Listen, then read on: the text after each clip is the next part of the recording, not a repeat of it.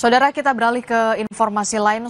Dua korban kritis akibat insiden terbakarnya kapal tanker MT Federal 2 di Batam, Kepulauan Riau meninggal dunia setelah dirawat intensif selama 5 hari.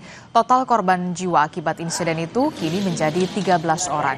Setelah menjalani perawatan medis secara intensif di Rumah Sakit Mutiara Aini, Batu Aji, Kota Batam, dua korban kritis insiden kapal tanker MT Federal 2 yang terbakar dan meledak di perusahaan PT ASL Shipyard Indonesia meninggal dunia. Menurut catatan medis, kedua korban mengalami luka bakar hingga 80%. Total korban jiwa akibat insiden itu kini menjadi 13 orang. Sementara 18 orang dirawat di rumah sakit, 3 diantaranya kritis dan belasan lainnya luka ringan.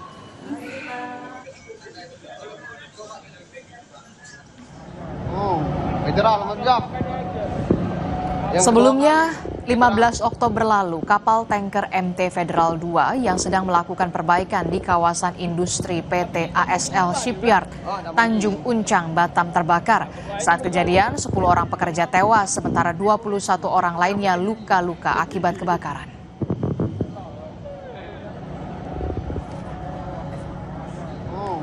Seorang warga terpaksa harus ditandu sejauh 7 km untuk mendapatkan layanan kesehatan di Agam, Sumatera Barat. Namun naas, korban meninggal dunia di perjalanan dan dibawa kembali ke rumah duka.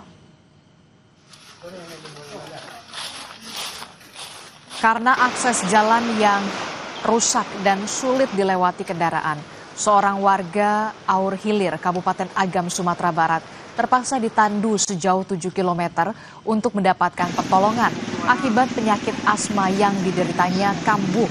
Warga secara gotong royong menggotong korban, namun naas di tengah perjalanan korban meninggal dunia. Warga berharap pemerintah setempat bisa melakukan perbaikan jalan agar kejadian serupa tidak kembali terjadi. Bapak-bapak di pemerintahan supaya bisa melihat, mendengar apa yang kami keluhkan selama ini, khususnya di Mauilia ini.